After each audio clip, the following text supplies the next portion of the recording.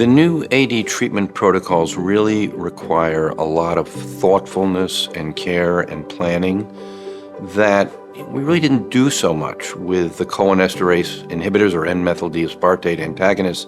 In those cases, of course, you go over with the patient the dosage of the medication, if it has to be titrated, and what the side effects are. But that's all changed with the amyloid targeting monoclonal antibodies. And it really does involve not just the physician treating the patient, but the whole health system. And this includes everything from working with the infusion center to consenting the patient for treatment and warning them of the risks of treatment, and even some of the unanticipated risks of treatment. For example, these medications can lead to edema or hemorrhage in the brain. Use of other drugs can be dangerous in patients receiving these medications.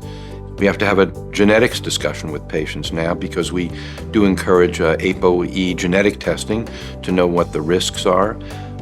We have to involve our imaging colleagues much more closely and much more frequently than we did in the past. So not only the initial diagnosis, where you're looking at an MRI for vascular disease, for example, but now we may get a PET scan in order to diagnose Alzheimer's disease and be sure that amyloid pathology is present.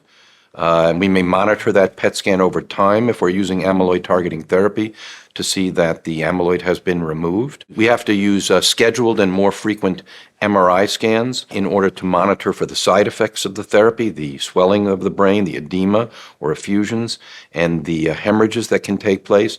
These can be entirely asymptomatic until you look at the imaging study, see that these changes are taking place, and then know that you have to modify your treatment regimen for the patient. I should also point out that they can't be picked up by CAT scan either. So you need to have MRI scans. They need to be of a strength and quality to be able to pick up these adverse events from the treatments. So we've involved our radiology colleagues, our cardiology, our emergency room colleagues, so we've had to do training for all of them as well. Pharmacy, of course, is intensely interested in making sure that the medications are equitably distributed and that they're being administered in the right way. Everything from who can receive the drug, what the inclusion and the exclusion criteria are for the medication, the dosage and treatment protocol for the medication, the stopping criteria for the medication, and if side effects come up, how will that be managed? The clinical trials, unfortunately, have not recruited as a diverse population as is in America. And that's unfortunate. I think there may be different gene effects in different racial and ethnic populations. There may be different levels of amyloid at which cognitive effects are seen in these different populations. Patients who come from Black or African American backgrounds or Hispanic backgrounds, we know are even more susceptible to developing Alzheimer's disease than people coming from white backgrounds. When you don't recruit a diverse population, you don't really know how the drug is going to work in all those populations. When studies recruit minority populations to a smaller extent, you really don't get a full understanding of the extent of the effects and the side effects of the drug. For the Alzheimer community, of course, enrolling early, enrolling as many people as quickly as possible into the trial gets the results out more quickly, and if you have to recruit an underserved population, it may take longer to recruit into the study, so then the study result is not available as quickly and not available to treat patients. But on the other hand, I think you gain immeasurably in trust and in science and in knowing how the medications work and in the justice of treating everyone. The discussions now around Alzheimer's disease and dementia are so complicated that I would say I spend a third of my visit, which can last up to 90 minutes, having that discussion, trying to explain to patients all the concepts that we talked about today.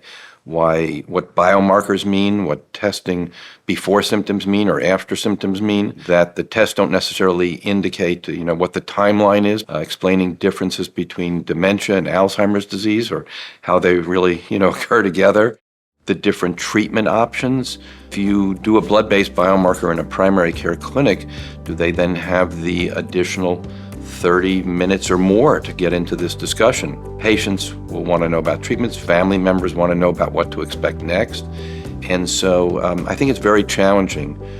Digital tools may help with testing patients at home, in the comfort of their home. But for primary care, I think it's a very big challenge. We have to think of care pathways that lessen the burden on primary care while still having them as the main person treating the patient, and give them the option to make decisions. Do they want to order the test for the patient? How do they want to be involved? I think it's going to differ for different primary care clinicians, but the choice is important. I think it will start with understanding the need for early diagnosis. I'm hopeful that early diagnosis will mean that fewer people go on to develop Alzheimer's disease because risks are being addressed.